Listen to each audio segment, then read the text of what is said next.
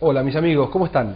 Bueno, les traigo clasificación de articulaciones, que es un tema que se presta a cierta controversia. Vamos a verlo. Definimos a una articulación como la unión de dos o más huesos entre sí y todos aquellos elementos que contribuyen a dicha unión. Es decir, todos aquellos elementos que hacen que esos huesos, dos o más, estén en contacto. Y las clasificamos en base a su movimiento. De esta manera encontramos articulaciones que son completamente inmóviles y que se denominan sin artrosis, algunas que son medianamente móviles y son las anfiartrosis.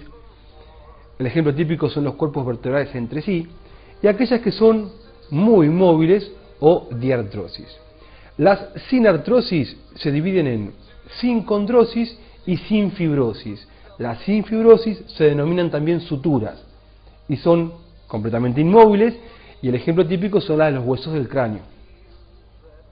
Nosotros vamos a dedicarle todo este tiempo a las diartrosis. Entonces, decimos que las diartrosis son articulaciones móviles por excelencia.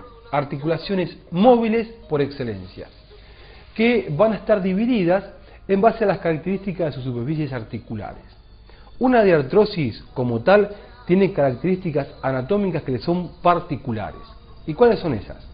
Primero, que tiene superficies articulares que son lisas, es decir, las superficies articulares, los huesos que se tocan entre sí, la parte del hueso que se toca, que eso es la superficie articular, son lisas, no tienen ni una rugosidad, y son lisas para evitar la fricción. A su vez, aparte de ser lisas, una segunda característica es que están recubiertas por fibrocartílago hialino. Acá lo ven en celeste. ¿Para qué? Para disminuir aún más la fricción.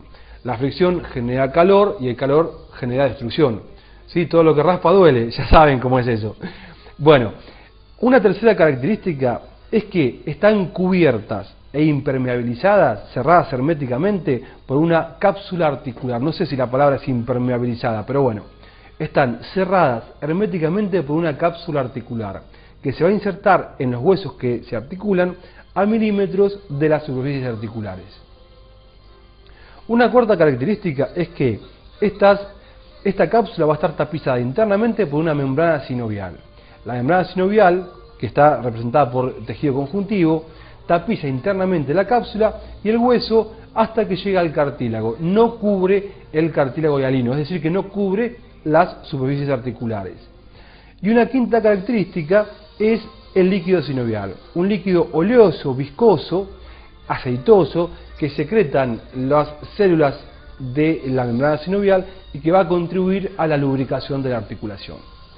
Como quinta característica tenemos elementos de coaptación. Cuando las superficies articulares no articulan perfectamente, una más grande, una más chica, una más convexa, otra más cóncava, que lo que debería ser, existen elementos que ayudan a una perfecta coaptación. El ejemplo típico es el rodete glenoideo de la articulación escapulohumeral. Entonces, los elementos de coaptación pueden ser rodetes, manguitos o meniscos.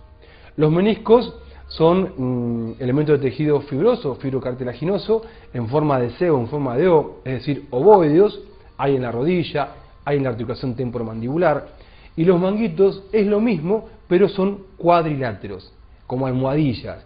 El ejemplo típico es la articulación esternocondrocostoclavicular. Y una séptima característica de las diartrosis es que presentan ligamentos que refuerzan externamente la cápsula y mantienen más aún la unión.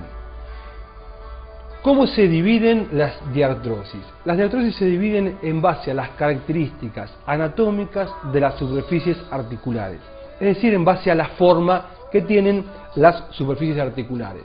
Y de esta manera encontramos 6 tipos, que son enartrosis, donde las superficies articulares corresponden a segmentos de esfera. Después tenemos las artrodias, donde son planas.